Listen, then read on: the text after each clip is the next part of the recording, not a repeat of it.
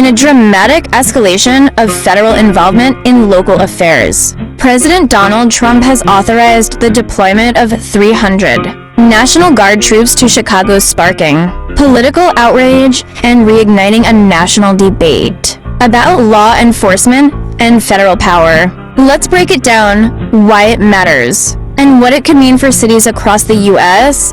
First, what happened? The White House confirmed that the National Guard troops are being sent to protect federal officers and assets in Chicago. The move comes after weeks of tension and multiple threats from President Trump to intervene in cities he says are plagued by lawlessness. The immediate trigger? A violent incident involving a group that allegedly rammed cars into federal vehicles in the Brighton Park neighborhood.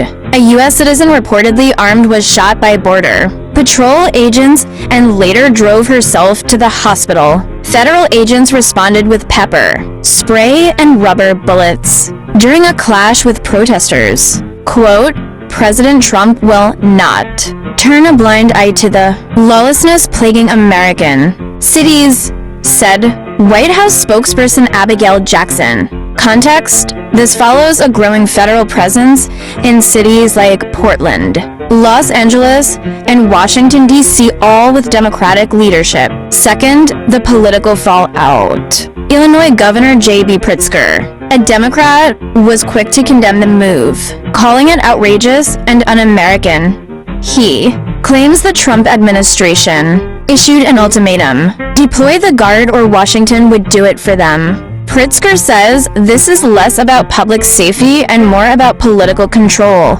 accusing the Trump administration of staging a manufactured performance. Meanwhile, Homeland Security Secretary Christie Noem has ordered special operations units into Chicago, further intensifying tensions between federal and state authorities. Third, public reaction and legal challenges. Chicagoans have taken to the streets in protest, particularly outside ICE facilities.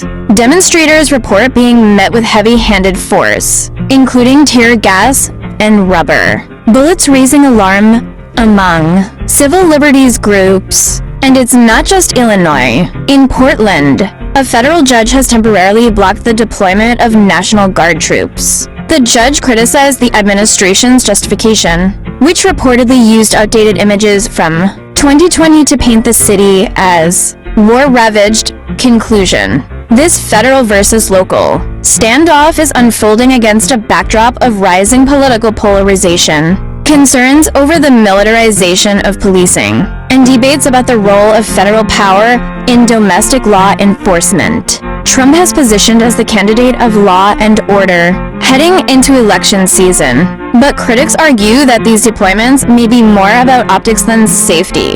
The question now is, are these moves ensuring public order or undermining democratic governance? We'll keep stories on right here on Global Pulse TV. Don't forget to like, subscribe, and hit the bell so you never miss an update.